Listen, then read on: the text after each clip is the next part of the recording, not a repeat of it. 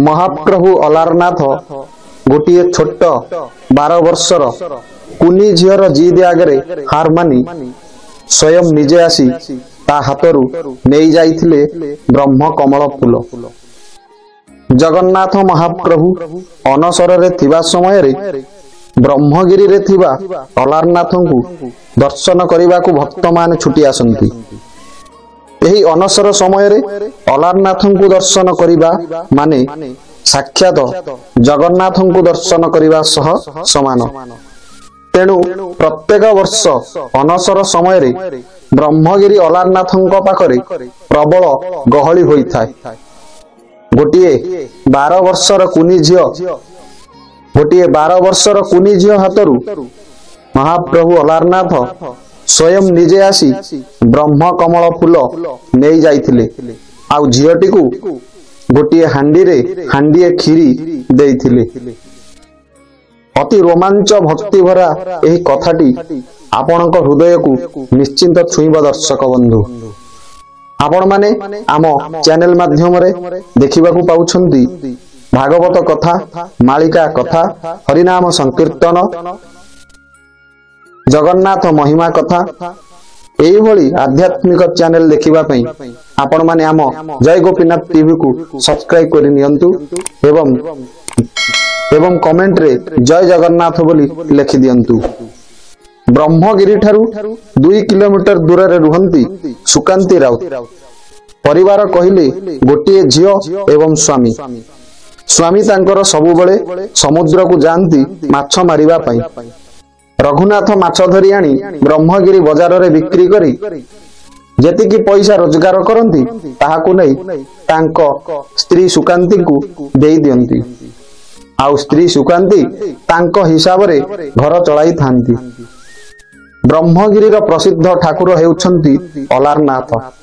तेणु सुकांती मझिरे मझिरे झील को नहीं अलारनाथ को दर्शन करी आसंती एवं निज बाड़ी रे फुटुथिबा फूल को हार करी महाप्रभु अलारनाथ को अर्पण करंती। दिनकर कथा महाप्रभुंकर अणसर समय रे तांको बाड़ी रे फुटिथिला 2टी ब्रह्म कमल फूल। सेतेबेले अलारनाथ को दर्शन करिबा पई भक्त माने आसुथांती ब्रह्मगिरी को। सुकांती को बाड़ी रे ब्रह्म कमल फूल देखी सुकांती अत्यंत आनंदित होई गले एवं मने मने जगन्नाथ को चिंता करी कहिले, प्रभु ठाकुरे एई ब्रह्म कमल फूल को मु काली प्रभात रे नेई आपणक पाद तले अर्पण करी देवी। आउ झियो खुशी की मध्य कहिले, मारे सकाळु सकाळु रेडी होई जिवु प्रभु अलारनाथंक पाखकु जिबा एवं आम बाड़ी रे फुटिथिबा 2टी ब्रह्म कमल फूल को नै तांको पाखे अर्पण करिबा। सकाळ हेला हेले सुकांतीक मन दुख रे भांगी पड़िला।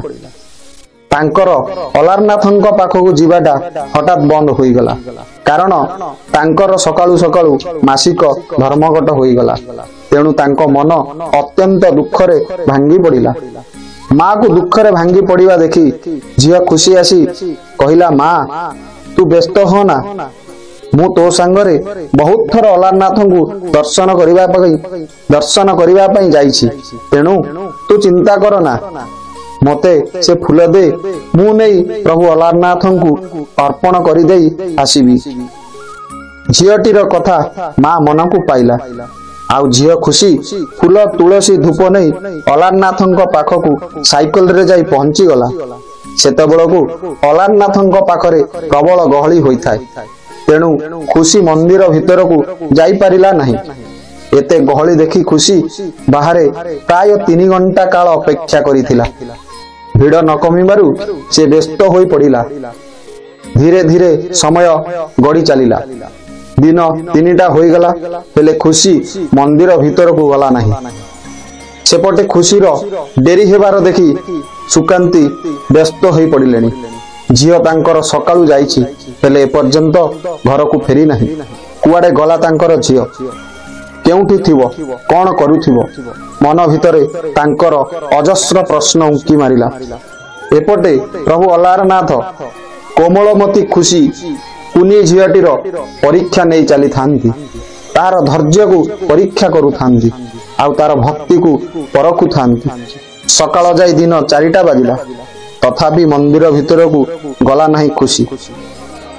3 ଘଣ୍ଟା ଅପେକ୍ଷା କଲା ପରେ ତା ମନ ଭିତରେ ଗୋଟିଏ ପ୍ରଶ୍ନ ଉଙ୍କି ମାରିଥିଲା, ଯଦି ପ୍ରକୃତରେ ସ୍ୱୟଂ ଜଗତର ନାଥ ଜଗନ୍ନାଥ ଅଲାରନାଥ ନାମରେ ଏଠାରେ ପୂଜା ପାଉଛନ୍ତି, ଭକ୍ତମାନଙ୍କୁ ଦର୍ଶନ ଦେଉଛନ୍ତି, ତେବେ ମୋ କଥା ନିଶ୍ଚିନ୍ତ ସେ ଶୁଣିପାରିବେ ଏବଂ ମୁଁ ଏଠାରେ ଘଣ୍ଟା ଘଣ୍ଟା ଧରି ଠିଆ ହୋଇଛି ଫୁଲ ଧରି ବୋଲି ନିଶ୍ଚିନ୍ତ ଜାଣିପାରିବେ।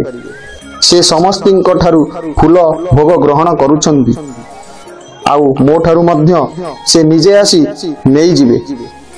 ଆଉ ଯଦି ସେ ନିଜେ ନ ଆସି ମୋ ପାଖରୁ ଫୁଲ ଭୋଗ ନ ନିଅନ୍ତି, ତେବେ ମୁଁ ଏଇଠାରେ ହିଁ ଠିଆ ହୋଇ ରହିବି।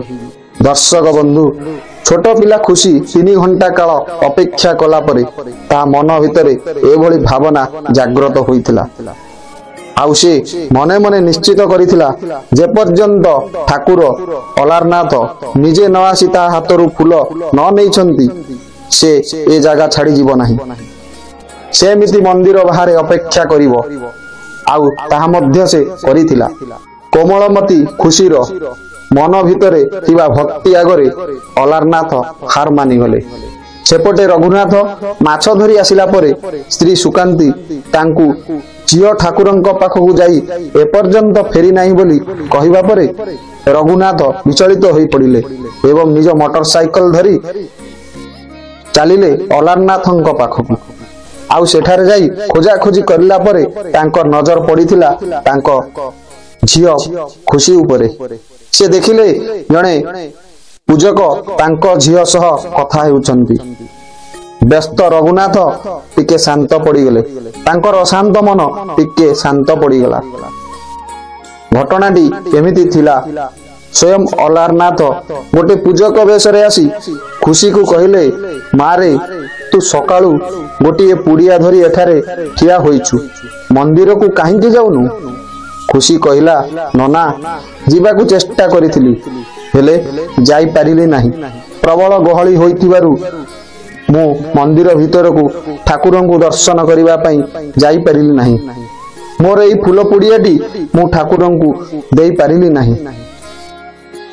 ତେଣୁ ମୁଁ ପ୍ରଣ କଲି, ଯଦି ପ୍ରକୃତ ଅଲାରନାଥ ନିଜେ ଆସି ମୋ ହାତରୁ ଏଇ ଫୁଲ ନେଇଯିବେ, ତେବେ ମୁଁ ତାଙ୍କୁ ହିଁ ଦେବି, ଅନ୍ୟଥା ମୁଁ ଏଇଠାରେ ହିଁ ସେମିତି ଠିଆ ହୋଇ ରହିବି। ତାପରେ ଖୁସି ସେହି ପୂଜକଙ୍କୁ ପଚାରିଥିଲା, ତୁମେ କଣ ସେହି ଅଲାରନାଥ ଠାକୁର? ଖୁସିର ପ୍ରଶ୍ନରେ ପ୍ରଭୁ ଅଲାରନାଥ ଚମକି ପଡ଼ିଲେ ଆଉ ଅଡୁଆରେ ପଡ଼ିଗଲେ। ଯଦି ଖୁସିକୁ ସେ ମନା କରିଦିଅନ୍ତି ମୁଁ ଅଲାରନାଥ ନୁହେଁ ବୋଲି, ତେବେ ଖୁସି ତାଙ୍କୁ ସେହି ଫୁଲ ପୁଡ଼ିଆ ଦେବ ନାହିଁ।